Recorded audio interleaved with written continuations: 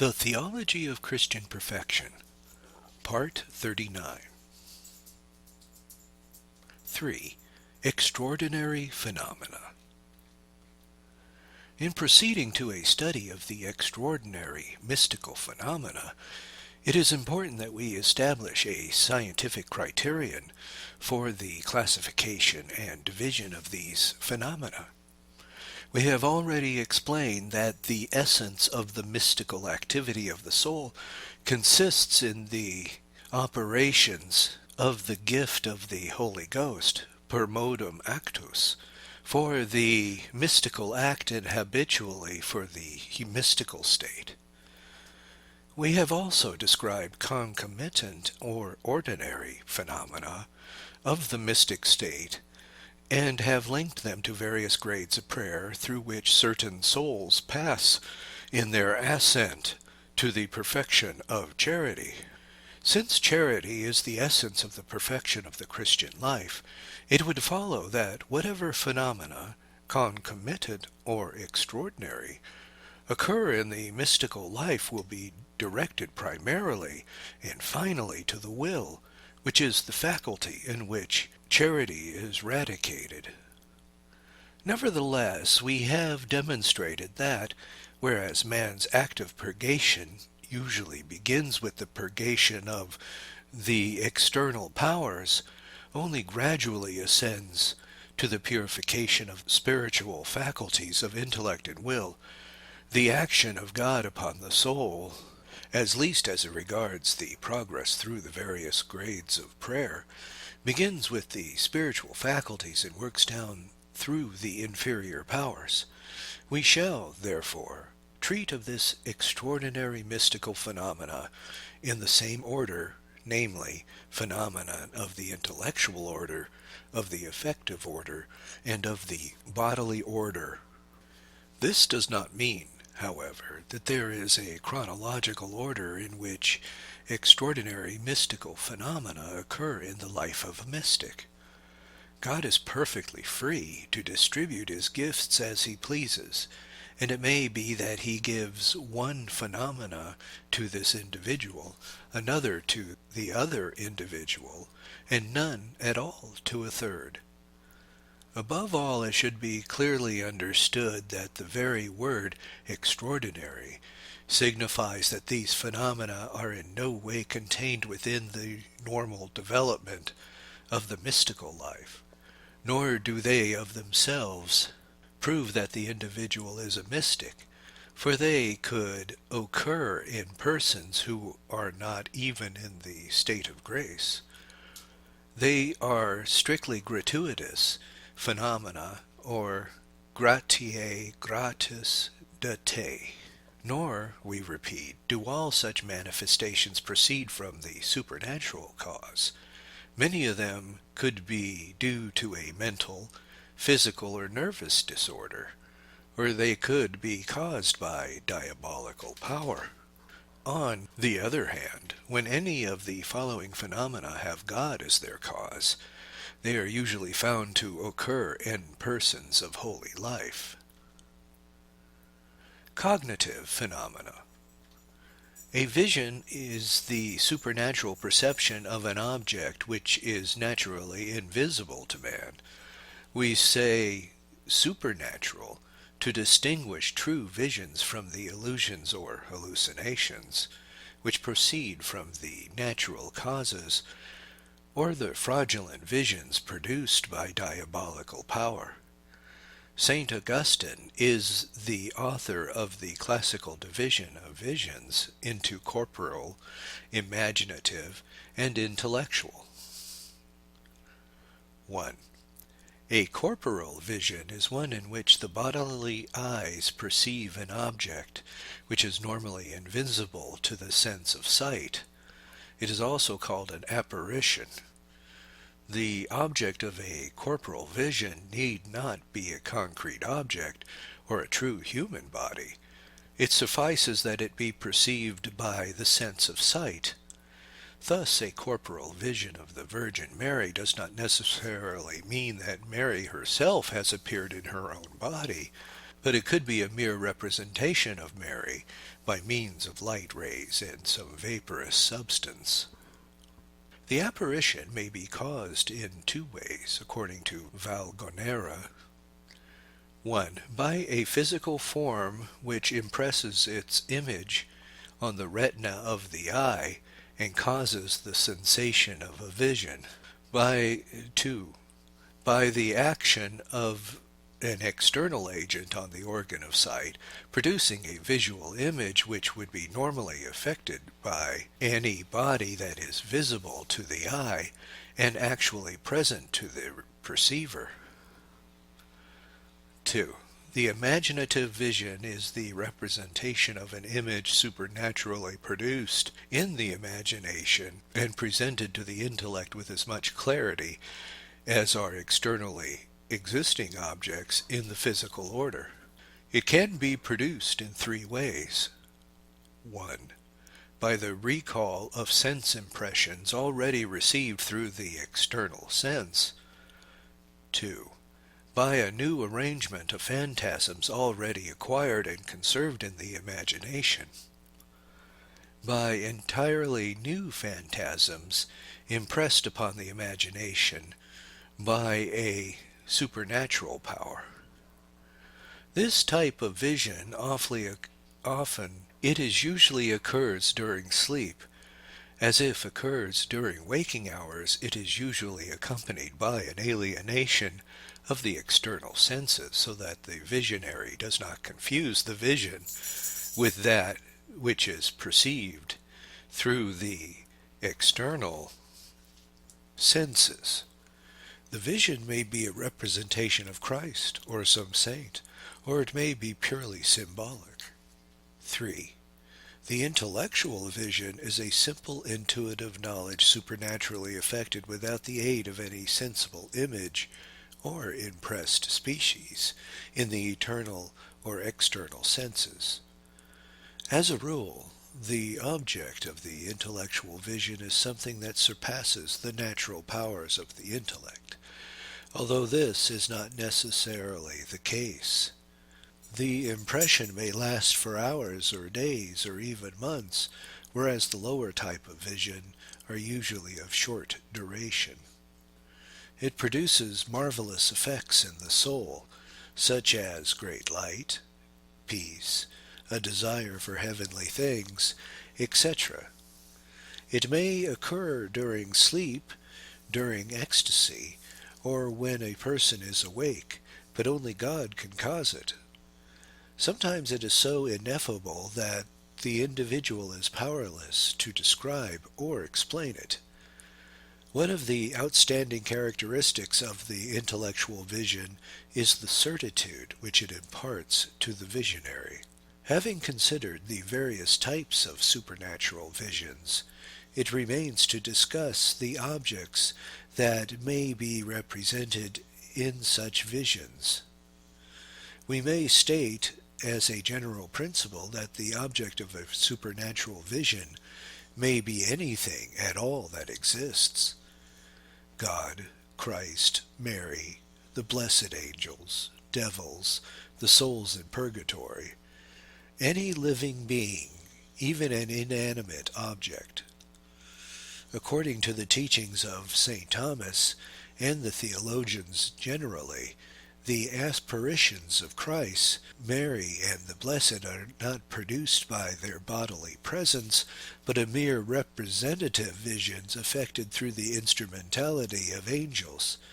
The reason given for this is that it is metaphysically impossible for a body to be in two distinct places at the same time circumscriptively. Hence it would seem necessary for Christ, or Mary, or a saint, to leave heaven in order to appear on earth in an apparition. Nevertheless, St. Thomas does not state that Christ appeared in his own body to St. Paul. If this be so, it does not mean that Christ's physical body was actually present in two places at the same time, for even Christ cannot do that which is metaphysically impossible. Rather, it means that Christ did not leave heaven to appear to St. Paul, but that wherever Christ is, there is heaven and the beatific vision. The same thing would seem to be true proportionately of Mary and the Blessed, namely that Mary could appear bodily in a vision, and the soul of a blessed could be truly present in an apparition. For heaven, or for the state of glory, consists essentially in the face-to-face vision of God. This does not require that the comprehensor be localized in place. Nevertheless, the majority of theologians maintain that we should normally presume that corporeal apparitions are effected through the instrumentality of angels. The apparitions which represent the divinity should usually be considered to be, as St. Teresa states, some kind of representation. They are not to be presumed, therefore, to be intuitive visions of the divine essence, for this is reserved for the state of glory. Nevertheless, St. Thomas admits that Moses and St. Paul received an intuitive vision of the divine essence through the transitory communication of the lumen gloriae.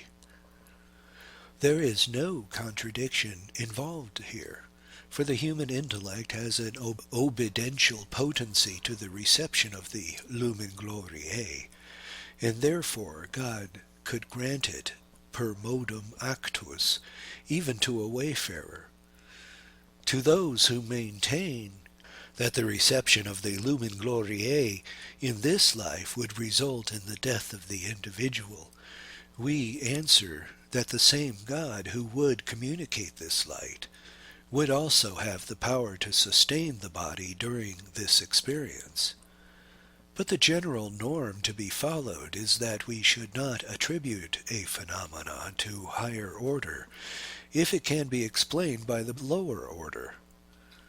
Hence the presumption in visions of divine essence is that the apparition is by way of representation and not a transitory beatific vision. There is no great difficulty in explaining the apparitions of angels or demons. These are pure spirits, and a spirit is where it acts. Moreover, a spirit has the power, with God's permission, of assuming some material substance with which it represents itself to the bodily eye, whether that substance be a body of light rays or some kind of cloud or vapor. If the soul of the dead, whether blessed, in purgatory or in hell, were to appear in bodily form, the explanation would be the same as that given for angelic apparitions, since the separated souls are pure spirits, and the bodies they once possessed are now reduced to dust. As to the apparition of persons still living on earth, or of inanimate objects, we are faced with an apparent bilocation, and therefore we shall treat of the matter under that heading. Supernatural visions belong to the gratiae gratis datae, and fall under the rules generally given in regard to charisms. They are not a proof of sanctity. They are normally intended primarily for the good of others, although they usually exert a beneficial influence on the one who receives them, and they are not to be bought. They are in no way necessary to salvation or sanctification. As for the discernment or judgment of visions, the intellectual vision is the easiest to detect, although the spiritual director has nothing more for a basis of judgment than the certitude and conviction experienced by the visionary that the vision was from God. Since the intellect cannot be acted upon immediately by the devil, an intellectual vision that could never be caused by diabolical power, The greatest difficulty lies in the discernment and verification of the imaginative and corporal visions. Here there is always the possibility of diabolical influence. Sometimes the only criterion is to judge by the fruits or efforts which the visions cause in the visionary. At first the visions which come from God cause fear in the soul, and this later gives place to love, humility, and peace. The soul's energies are increased, and it gives itself more generously to the practices of virtue. Visions which are diabolical in origin may begin with sweetness and peace, but soon fill the soul with turbulence, presumption, and pride. Visions caused by one's own imagination lead to vanity, curiosity, superficial virtue, and contradiction in the descriptive account of the experience. Although it frequently happens that visions are accompanied by locutions, for it is possible for either to occur without the other. A locution is an affirmation or statement supernaturally effected. Like visions, it admits of the three types: auricular, imaginative, and intellectual. Auricular locutions are words perceived by the bodily sense of hearing by reason of the supernatural production of acoustical vibrations. In themselves they may be produced by God, by angels, or by demons. They may also be produced by natural causes, whether physical or psychic. They sometimes seem to proceed from a bodily vision, the Blessed Sacrament, a religious image such as a crucifix, or some other article which is used as an instrument. 2. Imaginative locutions are words perceived in the imagination and may occur either during sleep or waking hours. They may proceed from God, the devil, or natural causes. The best rule of discernment is the effects produced in the soul. If they are from God, they cause humility, fervor, desire for self-immolation, obedience, desire to perform perfectly one's duties of state. If they proceed from the devil, they cause dryness, inquietude, insubordination, etc. The locutions that proceed from the individual himself do not usually produce any noteworthy effects. 3. Intellectual locutions are words perceived directly by the intellect, and the activity is similar to that by which angels could communicate ideas to each other. Two elements concur in this type of locution: the pre-existing or infused intelligible species, and the supernatural light which illumines and clarifies them. It is beyond the power of the devil to produce a truly intellectual locution, for he cannot operate on the human intellect directly.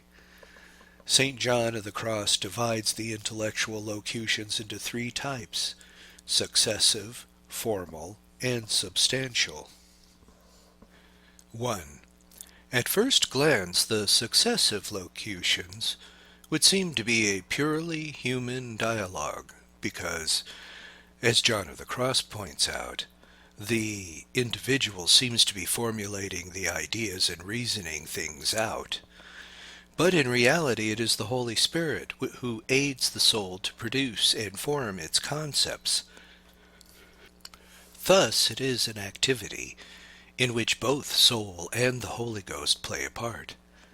These locutions are called successive because they are not the result of an instantaneous and intuitive enlightenment. On the contrary, God instructs the soul through successive reasonings. So far as it is an intellectual locution, there cannot be any error in substance or principle. If there is error, it is the result of concepts or reasonings of the human intellect in its own operation. There may be, however, certain illusions or deceptions as a result of the activity of the imagination. It can never be directly caused by the devil, because he cannot act immediately on the human intellect. 2. The formal locutions are perceived by the intellect as evidently coming from another. The human intellect contributes nothing of itself, and therefore he may come upon the soul, whether it is recollected or distracted or engaged in some other occupation, unlike the successive locutions, which always refer to that which the individual is considering. The soul cannot help but receive these locutions, and it is always understand of them clearly. If the locutions pertain to future events, they are always fulfilled, although the devil individual should be conscious and fearful of deception by the devil. It is true that the devil cannot intervene directly on the human intellect, but he may act upon the imagination and thereby attempt to deceive or mislead the soul. St. John of the Cross says that these locutions can hardly be distinguished by their effects. 3. The substantial locutions are basically the same as the formal locutions, but with this difference. That which is stated in the locution is effected immediately. For example, if God says to the soul, "Be humble," it at once feels the inclination to prostrate itself before his divine majesty. If he says, "Peace be with you," the soul is immediately calm and tranquil. There is no room for error or deception in the substantial locutions, because they are similar to the creative word of God, such as, "Let there be light." The effects so far surpass human and diabolical power that there can be no doubt as to their supernatural origin. The soul at this point can be doubt as to their supernatural origin. The soul at this point needs to leave itself in the hands of God. Those words are works, as Saint Teresa says. Since locutions are so closely associated with visions, we repeat that we said about visions, namely, that those phenomena do not pertain to the normal development of sanctifying grace and charity, but are gratiae gratis datae in the strict sense. Locutions pertain reductively to the charism of prophecy. Nevertheless, it should be noted that locutions, and especially the substantial locutions, bring many blessings and fruits to the soul that receives them. Regardless of the profit to the individual, however, locutions should never be sought, because of the dangers and illusions in which they may expose the soul, with the exception of the substantial locutions, of which St. John the Cross says, "Blessed is the soul to whom the Lord speaks the substantial locution. Speak, Lord, for thy servant heareth." Revelation is the supernatural manifestation of a hidden truth or divine secret for the general good of the Church, or the benefit of some individual. The veil which hides the secret or hidden truth may be removed supernaturally by means of a vision, a locution, or a prophetic instinct. All divine revelation presupposes the gift of prophecy, and its interpretation requires the discernment of spirits. Revelations are divided into public and private, depending on whether the revelation is for the benefit of all the faithful, or one or another individual. Public revelations are the basis and deposit of our faith, and the Church is the guardian and official interpreter of these revelations. It is commonly taught in theology that public revelation closed with the death of the last apostle.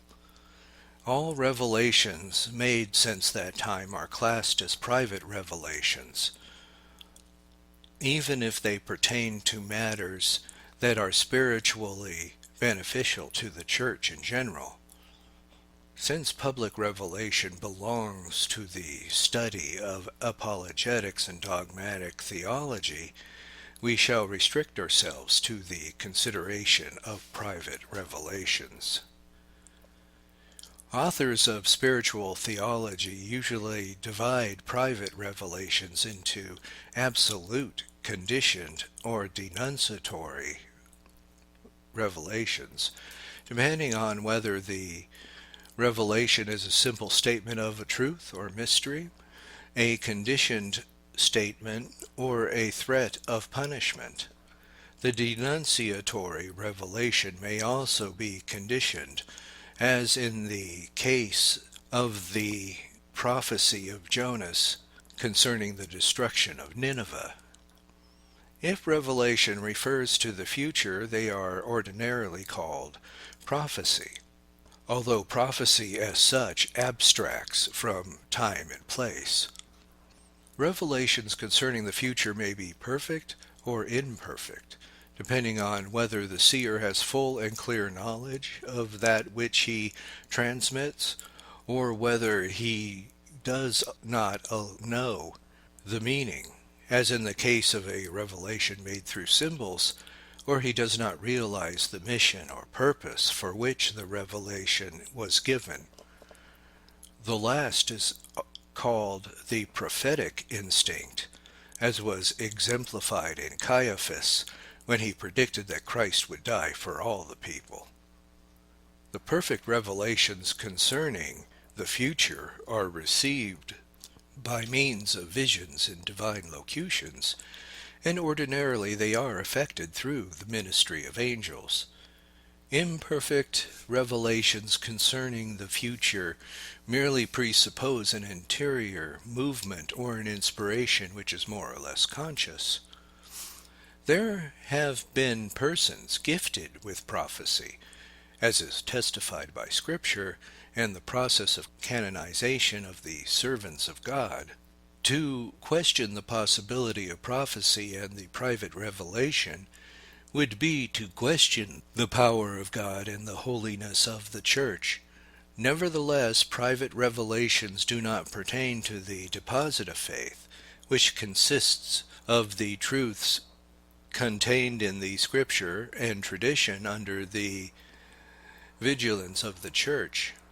Yet if, after a prudential judgment, it is determined that a given revelation is authentic, the one who has received the revelation should accept it in the spirit of faith. It is disputed among the theologians whether this act of faith is an act of divine faith. It seems to us that it is. Moreover, if a private revelation contains a message for others, and it has been accepted as an authentic revelation, those persons also have an obligation to meet the truth of the revelation and act upon it.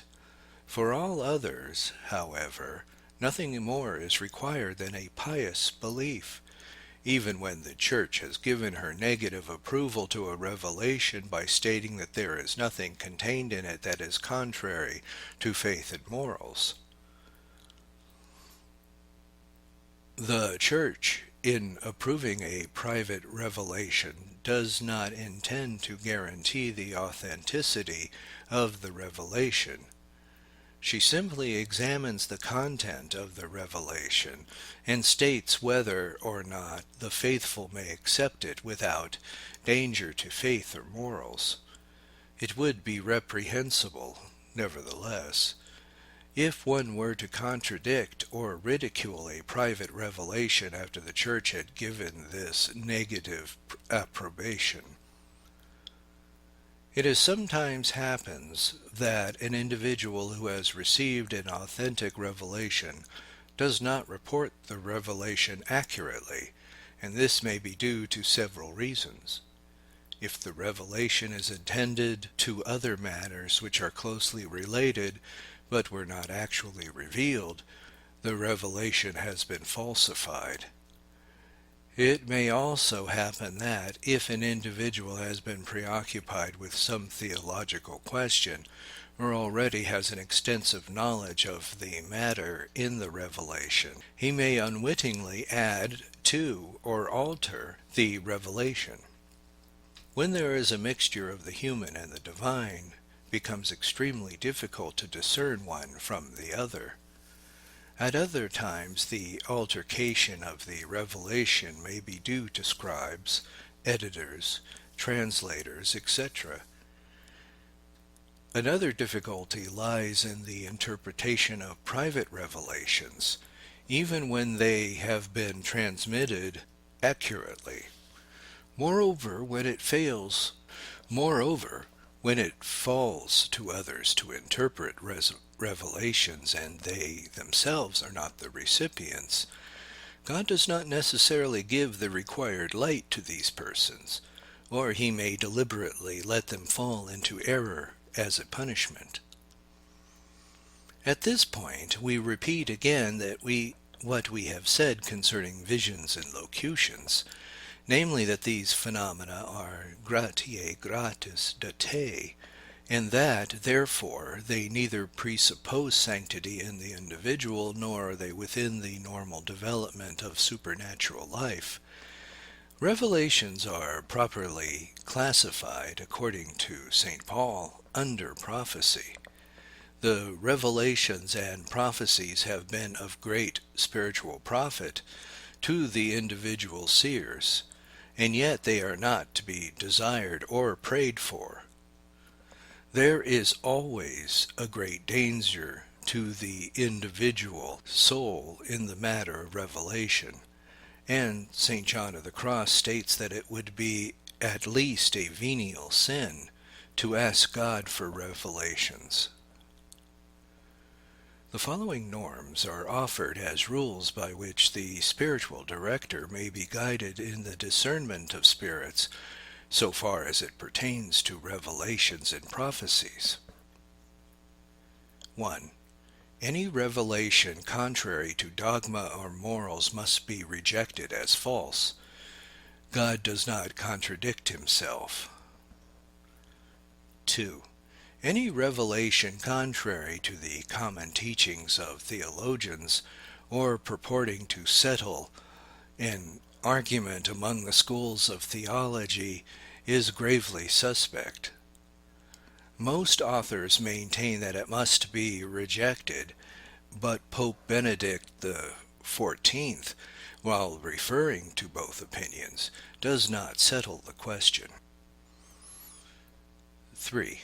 If some detail or other in a revelation is false, it is not necessary to reject the entire revelation. The remainder may be authentic. 4. The fact that a prophecy is fulfilled is not of itself a conclusive proof that the revelation was from God. It could have been the mere unfolding of natural causes or the result of a superior natural knowledge on the part of the seer. 5. Revelations concerning merely curious or useless matters should be rejected as not divine. The same is to be said of those which are detailed, lengthy, and filled with a superfluity of proofs and reasons. Divine revelations are generally brief, clear, and precise. 6. The person who receives the revelation should be examined carefully, especially as to the temperament of character. If the person is humble and well-balanced, discreet, evidently advanced in virtue, and enjoys good mental and physical health, there is good reason to proceed further and to examine the revelation itself. But if the individual is exhausted with excessive mortifications, suffers nervous affliction, and subject to periods of great exhaustion, or great depression, or is eager to divulge the revelation, there is cause for serious doubt. 7. Lastly, the principal rule of discernment is to judge the revelation by the fruits it produces in the soul of the individual, yet always understanding that the revelation as such is a charism, and therefore primarily for the good of others, and moreover that it is always possible for a individual to use the gifts of God to his own spiritual detriment. This phenomenon consists in a knowledge of the secret of hearts, supernaturally communicated by God. The grace is given not only for the good of others, but sometimes for the spiritual benefit of the recipient. It has nothing to do with the natural dispositions of the individual, nor the grade of holiness attained by the individual. Many saints received this charism, among them St. Thomas Aquinas, St. Philip Neri, St. Joseph Cupertino, and John of God, St. Rose of Lima, and St. John Vianney. The certain and infallible knowledge of the secrets of hearts is completely supernatural and cannot in any way be attained to the human nature or the devil. The reason for this is that the human intellect and will are not accessible to any other human being or any angelic power. God and the individual alone have free access to the secrets of one's own heart. It is not at all impossible, however, for the angels and certain human beings to be able to possess a conjectural knowledge concerning the secrets of hearts, but this would not surpass the powers of a created nature. Thus, certain gifted persons of experience are able to observe and rightly interpret the facial expressions, gestures, and attitudes of others, to such an extent that they seem to possess a clear and certain knowledge of matters which would be beyond the power of the average human being. If this sort of insight is possible to men, with all the more reason would it be possible to devils or good angels, whose intellects are far superior to our own. But this type of knowledge, however astounding, is not to be considered as a true reading of hearts, which is a gratia gratis date. As such, it can be given to persons who are not themselves holy, although generally this particular phenomenon is not granted to evil persons or sinners. Consequently, a person of depraved life who claims knowledge of the secrets of hearts is either a transitory instrument in the hands of God, or, what is more likely, deceived by the devil, or a victim of his own malice. This phenomena refers to the ability to recognize immediately any person, place, or thing that is holy, blessed, or consecrated, and to distinguish it from those things which are not. Catherine Emmerich possessed this gift in a high degree, as did St. Catherine of Siena, St. Francis of Rome, and St. Lidwina, naturally or preternaturally. There is no way in which one could distinguish a blessed or consecrated article from those which are not holy objects. But it should be noted that, whereas many mystics have manifested, an almost magnetic attraction for holy objects. The devil or those under his power have manifested the greatest revulsion or horror when any blessed article is brought near them. Nevertheless, the spiritual director should observe the greatest caution in attaching any importance to this negative sign, because there may be simulation, and also because some persons under the influence of the devil have not reacted in any way towards holy objects. Some theologians have considered that certain mystics have reached such a connaturality with things divine, such as an affinity for sacred objects, that they are, so to speak, predisposed to reverberate spontaneously in the presence of such objects. This may be so, although it would be difficult to explain how a person in the famous Louise Lateau could have reacted in this way during ecstasy. This last case seemed to indicate that, at least in some cases, the gift or phenomena of higher gnosis is not within the normal development of the supernatural life of grace, but that it is a true charism and a gratia gratis data. But if this be true, how does it fulfill the requisite that such graces be primarily for the good of others? The obvious answer is that the purpose would be to demonstrate to others the great reverence that is due to any sacred object or person. Like the reading of hearts, hierognosis would be placed under discernment of spirits in the classification of St. Paul. Affective phenomena. The two outstanding mystical phenomena of the affective order are ecstasy and flames of love. But ecstasy is not a gratia gratis date, nor an extraordinary phenomenon. We have already treated of ecstasy as the concomitant phenomena which normally accompanies the prayer of ecstatic union. Therefore we shall discuss only the flames of love. This phenomenon is usually regarded as an external manifestation of the mystic's intense love of God. It consists in a burning sensation in the body, even the scorching of clothing, especially in the vicinity of the heart. It admits of three grades or degrees. 1. Simple interior heat, an extraordinary heat perceived in the area of the heart and sometimes spreading throughout the entire body. 2. Intense ardors. The heart reaches such an intensity that cold applications must be used to assuage the burning sensation. 3. Material burning. The heat reaches a point of intensity that the clothing of the mystic is scorched.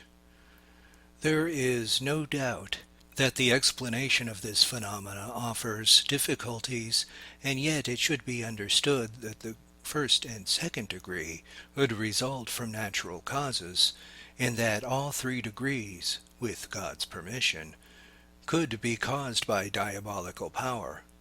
Hence this phenomena is not of itself a proof of sanctity or the mystical state. Thus the astounding cases of Philip Neri and St. Paul of the Cross would have to be studied in the light of other circumstances in order to verify whether or not this phenomena was caused supernaturally. The history of spirituality is filled with the strange occurrences which externally seem to be identical with the phenomena in the lives of many of the saints and mystics. Bodily phenomena. The stigmata is the spontaneous appearance in the body of wounds which resemble the wounds of Christ crucified. They usually appear in his hands, feet, and side, though sometimes there are also wounds in the head as from the crown of thorns, and wounds over the entire surface of the body resembling the wounds of the scourging. The wounds may be visible or invisible, permanent or periodic, and transitory, simultaneous or successive.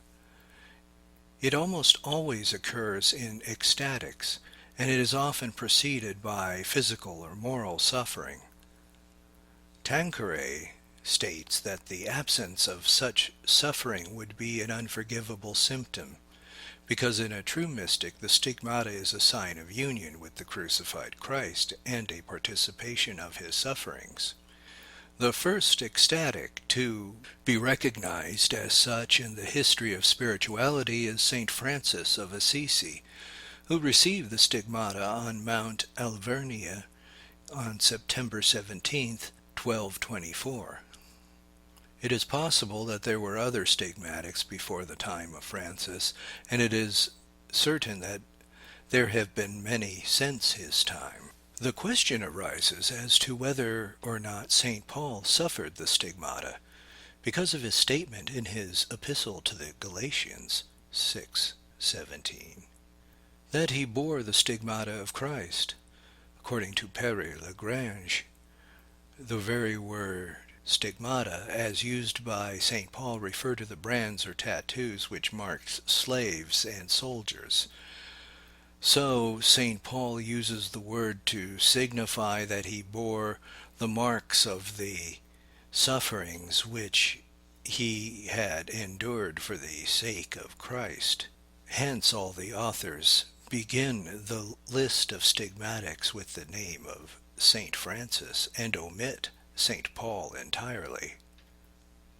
The rationalists commonly deny that there are any such phenomena as the stigmata is truly supernatural. They attribute the manifestation to mental disorder, autosuggestion, or self-hypnosis. Even in the time of Pope Benedict XIV, there were authors who attributed the phenomena of stigmatization in St. Francis to his active imagination and excessive concentration on the Passion of Christ. The modern rationalists generally assert that these persons who have borne the marks of the stigmata have been persons who were temperamentally and constitutionally predisposed to neurosis of various kinds. They also point out that a majority of the stigmatists practiced extreme corporal penances and lived in a contemplative type of life which fostered excessive introspection. Their ardent longing to be united with Christ in his sufferings would be sufficient, so they maintain, to produce the bodily signs of the crucifixion. Two extremes must be avoided in attempting to evaluate the stigmata. To assign too readily a supernatural cause for every such visible manifestation, and to see every such phenomena as a purely psychosomatic disorder.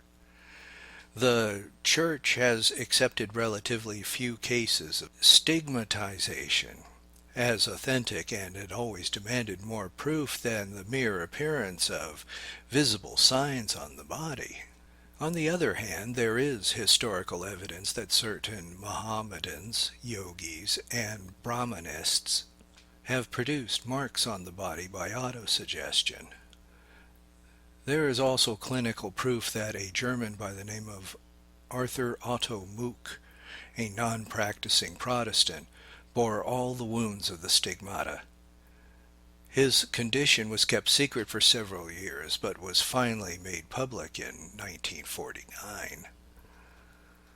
Modern psychiatrists would surely admit that the human imagination is powerful enough to produce pains and wounds in the body. After the war, there were many examples of men who suffered from physical wounds which were not inflicted in battle, but were the result of their own imagination and powers of concentration. Men who willed not to be cured so that they would not have to return to battle. Men who suffered the sympathetic pains of wounds which they had witnessed in their comrades. It would seem, therefore, that if a person willed to suffer the Passion of Christ, He had a vivid imagination and strong powers of concentration, that he would produce bodily wounds by autosuggestion or self-hypnosis. A German psychiatrist claims to have done just this with a Lutheran girl. We find in the history of authentic stigmatics that they were often taken by surprise by the stigmata, that they sought to conceal it, and they asked God to remove the visible signs. While we must admit that a pathological mental state could produce the marks of the stigmata, the true stigmatization in a mystic must proceed from a supernatural cause. If the stigmata in a given case is truly supernatural, it must be classified as a gratia gratis date, or that a purifying effect on the stigmatist. It enables the mystic to be more intimately configured with Christ, and it can be understood in some cases not only as filling up to that which is wanting to the sufferings of Christ, Colossians 1:24, but a means whereby the victim souls have an opportunity to suffer for others. Yet the stigmata cannot be taken as a proof of sanctity, because it is a gratia gratis date, and also there have been so few stigmatics among the canonized saints. Granted the difficulty in discerning the true cause of a stigmata, the following norms may serve as a guide for distinguishing between true and apparent mystical stigmatization. 1. The marks of the true stigmata are usually located in places in which the traditionally places the 5 wounds suffered by Christ. Pathological wounds are not uniformly localized. 2. Usually the wounds of the true stigmata bleed on the days or at times when the Passion of Christ is commemorated. Not so with the pathological.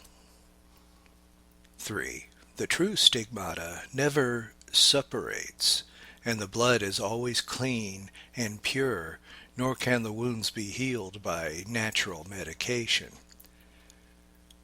4. The flow of blood is so great at times that it cannot be explained naturally. 5.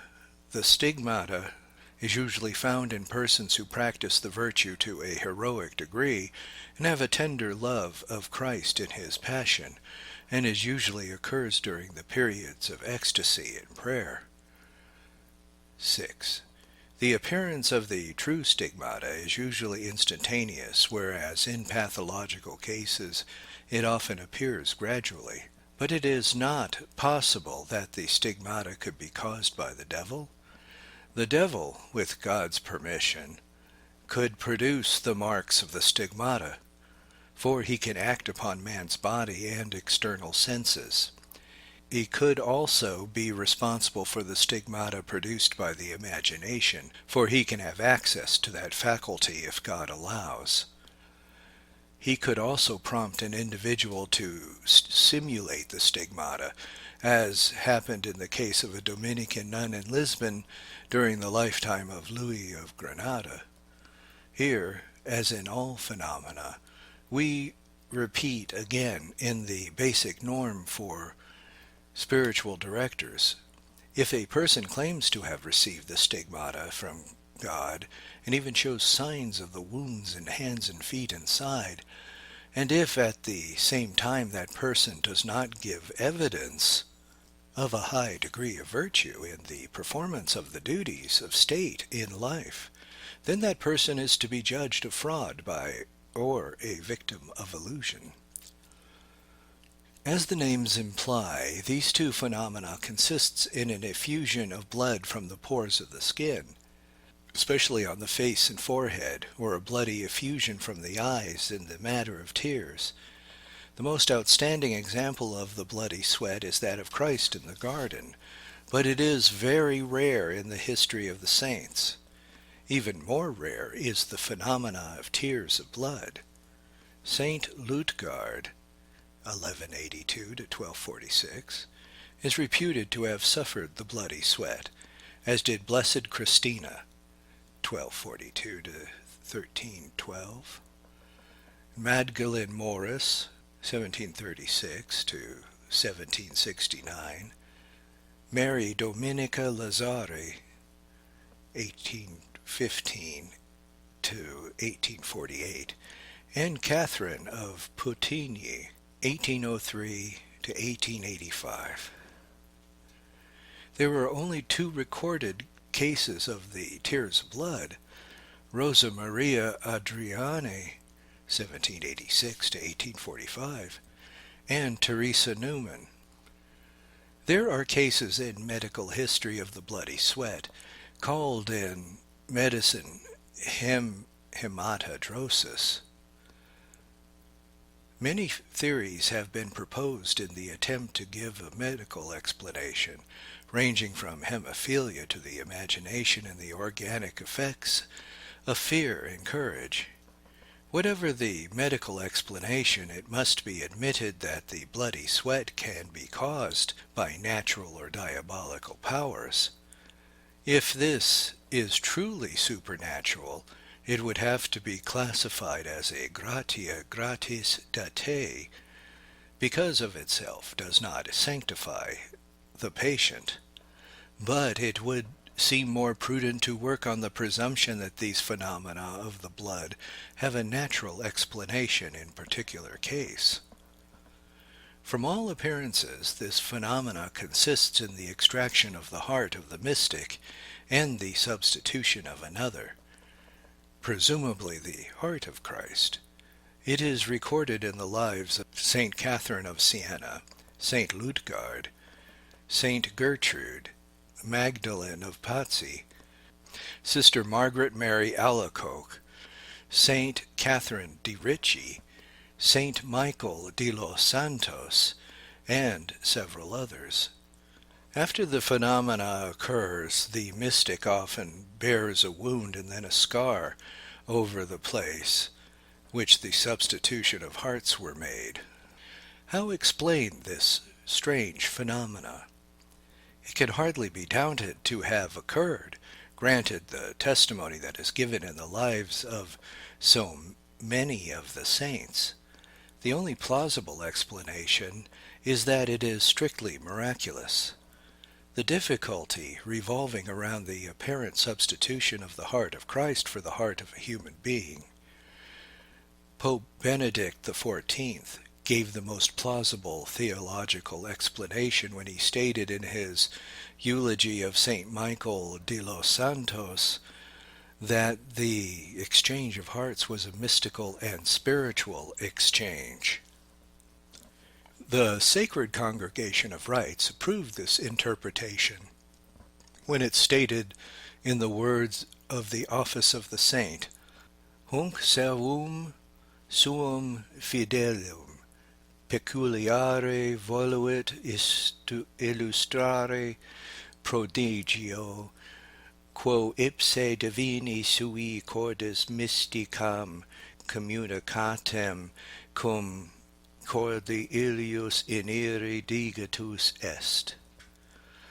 But since this phenomena is a physical and corporal one, it could also be stimulated by the devil with God's permission, or it could be the result of a hallucination.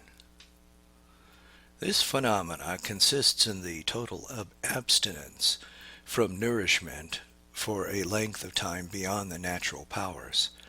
It was a noteworthy phenomena in the lives of Blessed Angela di Foligno, Saint Catherine of Siena, Saint Lidwina, Louise Lateau, and many others, and it is claimed to have been authenticated in the case of Teresa Newman. It is medically certain that the human body cannot exist beyond a certain point without nourishment. While there are some cases in medical history in which individuals have existed for almost 80 days without any solid food, but only on liquids, the point would be reached at which no human being could survive. How then can one explain the phenomena in the lives of some saints who lived for months or entire years without food. Not only did they not lose weight, but they manifested great energy, mental balance, and astounding activity. It should be noted that the Church has never used inedia as a sole rule for the canonization of a saint. There is always the possibility here of diabolical intervention or the action of some unknown power and law of nature. But if it could ever be sufficiently verified that the inedia is of supernatural origin, it must be considered a suspension of the natural law and a presage, as it were, of the glorified body. It is recorded of many saints that they took no sleep for long periods of time, and that they lived on scarcely any sleep at all.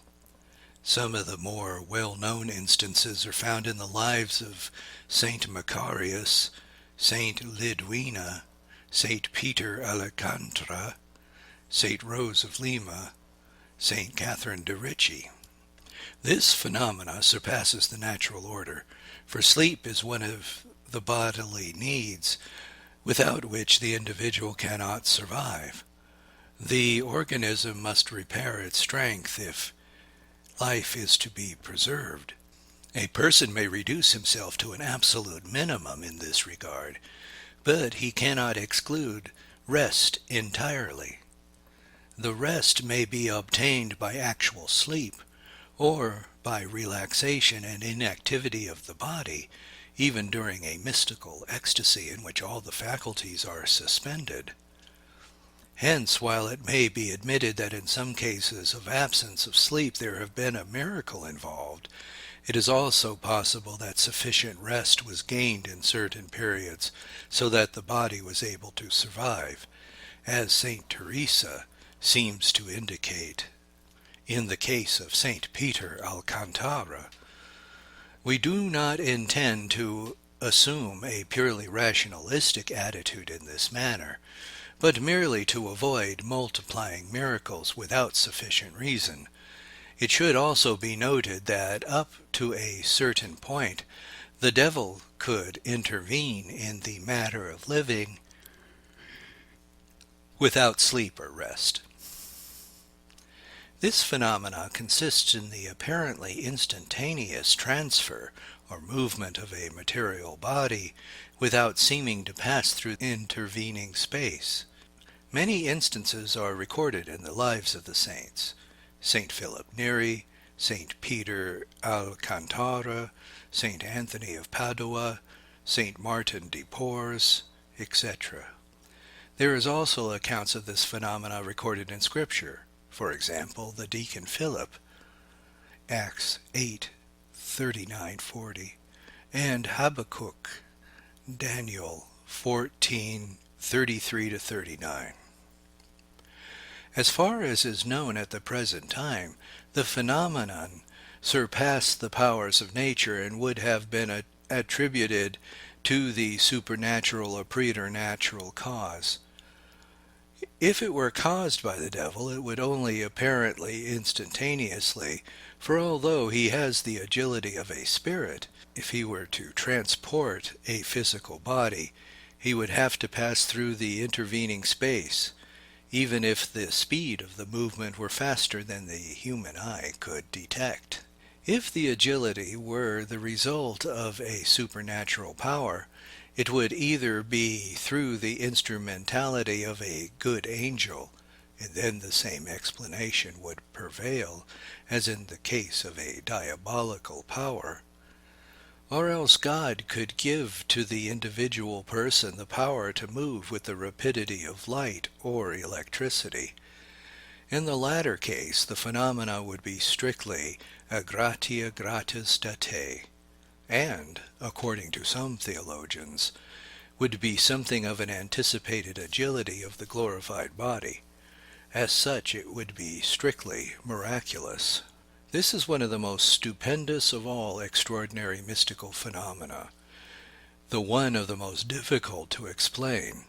It consists in the apparently simultaneous presence of a physical body in two distinct places at the same time.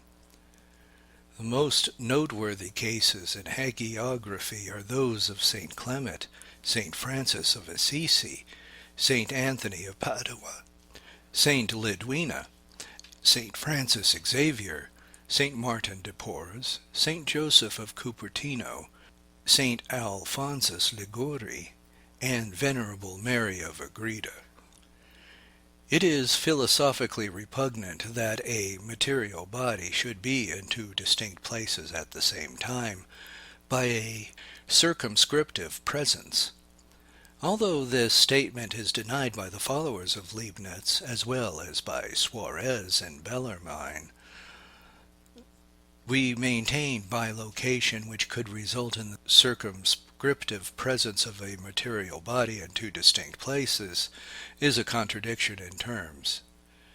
If, therefore, it appears that a body is in two distinct places at the same time, the true and physical body is present in one of the places, and in the other place it is only apparently present by means of a representation of some kind. But granted that this be true, what is the cause of the representation by means of a vision or phantasm? We conclude that such a representation could be produced supernaturally, preternaturally, or naturally.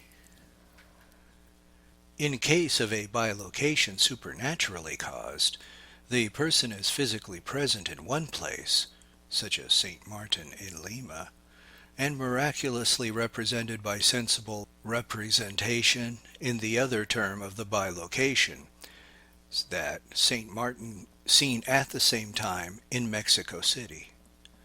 How is the representation effected? First of all, in the example cited, the physical body of St. Martin could be either at Lima or at Mexico City. If it is truly at Mexico City, there is also involved the phenomena of agility. The representation will be at the terminus from which the physical body moved to the place where it now is actually present. The representation could be effected in any of the ways in which a vision or apparition could be effected,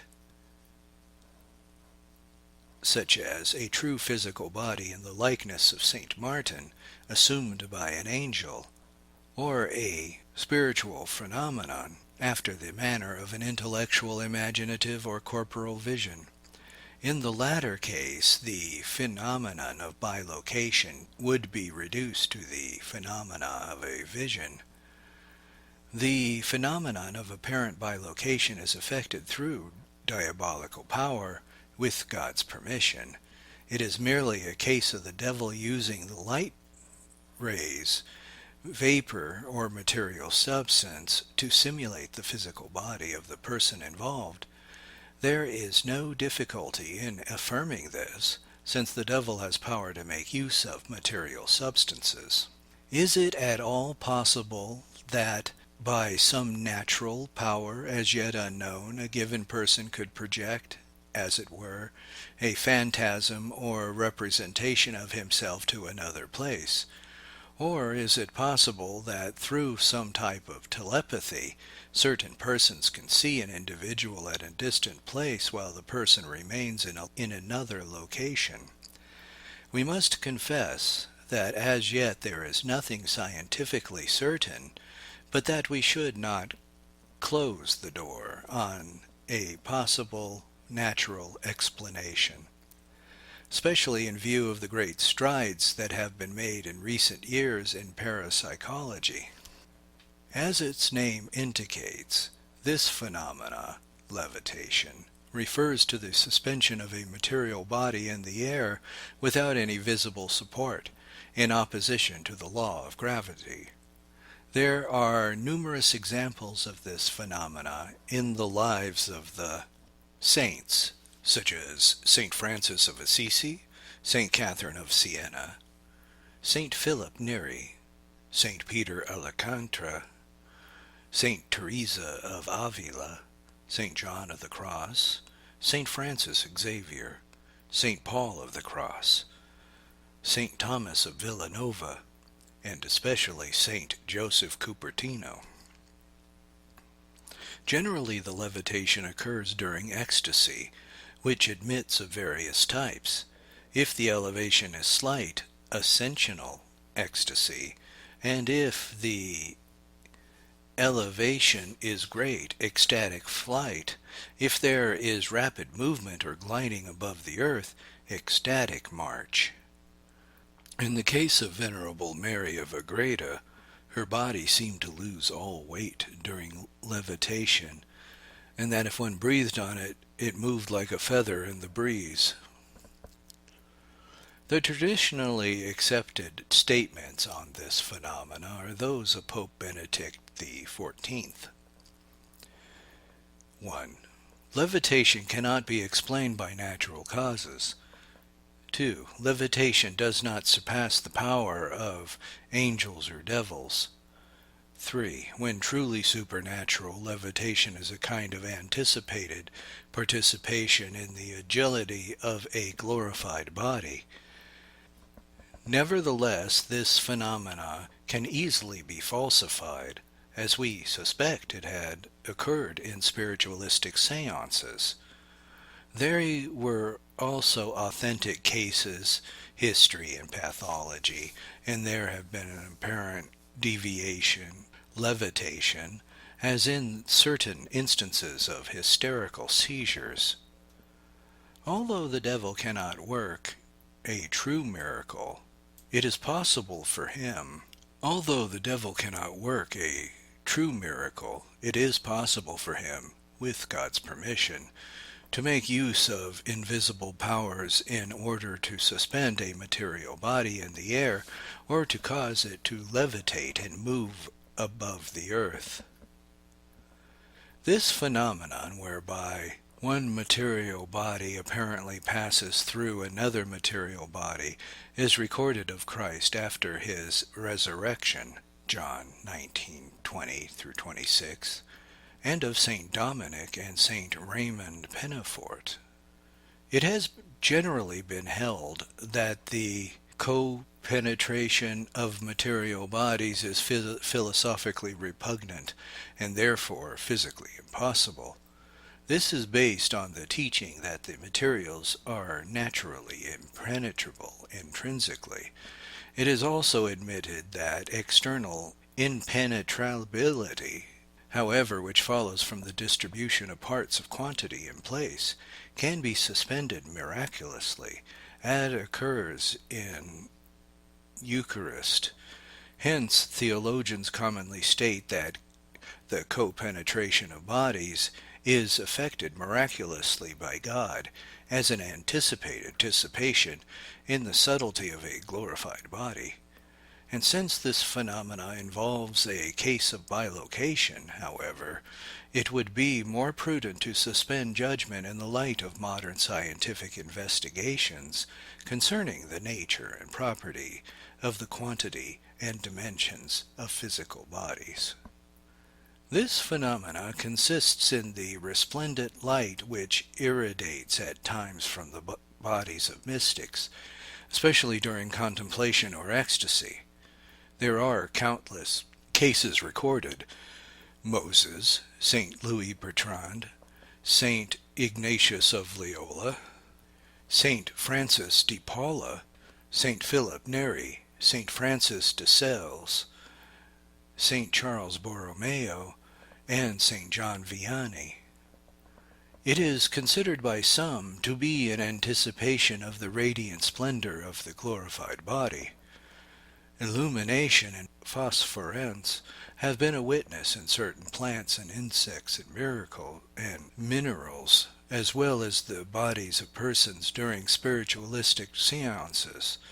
One of the noteworthy differences between the truly mystical aureolae and the luminosity of the spiritualists is that the former seems to radiate from the body of the mystic, whereas the latter appears above or around the body, It is also possible for the devil to produce such rays of light, since it is something that is basically material. If the luminosity of persons of great sanctity is verified as supernatural in origin, it would seem to be either the effect of the intense supernaturalization of the soul, or anticipation of the charity which that body will emit in the state of glory. This is a phenomenon which the body of a saint or the tomb emits a sweet odor. Frequently it is an odor which cannot be compared to any known perfume. Among the numerous cases in history we may mention Saint Lidwina, Saint Catherine de' Ricci, Saint Philip Neri, Saint Gerard Majella, Saint John of the Cross, Saint Francis de Paula, Saint Rose of Viterbo, Saint Gemma Galgani, and especially Saint Joseph Cupertino. Of the saints whose relics have emitted a sweet odor, we list Saint Francis of Assisi, Saint Dominic, Saint Thomas of Villanova, Saint Thomas Aquinas, Saint Rose of Lima, Saint Raymond Peñafort, Saint Teresa of Avila, Francis of Rome. Pope Benedict XIV declared that, whereas it may happen that a given body may not smell badly, it is not likely that a human body will smell sweetly, especially when it is dead, whether corrupt or not. Hence any sweet perfume which proceeds from it would have to be produced by supernatural powers and be classified as miraculous. But it could be caused by diabolical powers, since the devil has power to act upon the external senses. It is recorded of Blessed Jordan of Saxony that the devil once caused his hands to emit a sweet perfume which filled the entire convent. Blessed Jordan learned through prayer the true cause of this phenomena, and that the devil's intention was to arouse vainglory. The perfume ceased. When the perfume is truly of supernatural origin, it is considered to be an anticipation of the sweet odor that will mostly emanate from the glorified body. It has been recorded of numerous saints that their bodies and some material object connected with them would not burn or placed in or over the flames of a fire. Saint Polycarp, Saint Peter Ignaeus, Saint Dominic, Saint Francis of Paula, Saint Catherine of Siena. In general, the incombustibility of bodies may be truly supernatural, preternatural, or perhaps to some unknown power of nature which is possessed by certain individuals. The cases of spiritualism, in which persons were able to hold in their hands red-hot coals, and even put them on top of their heads, or those of others, without being burned or the hair being singed. While it is true that many of the incidents in the lives of holy persons are obviously miraculous and must therefore be attributed to the direct intervention of God, the question in general must remain open as far as any natural explanation is concerned in the case of spiritualists and freaks of nature. This phenomenon has been witnessed not only in the lives of the saints, Blessed Stefana Quinzani, Sister Veronica Laparelli, and the partial elongation of St. Catherine of Genoa, but also in certain spiritualists. Although the latter case one must suspect diabolical intervention, if it occurs in the life of a mystic, there is always a question as to its purpose. The fact remains that in these cases the body or limb of the individual has visibly elongated to proportions far beyond the normal. It is another strange phenomenon which we prefer to leave as an open question until more detailed studies have been made. Other phenomena are well attested in the history of the saints. incorruptibility of the body is a common phenomena in hagiography, and we mention only a few examples.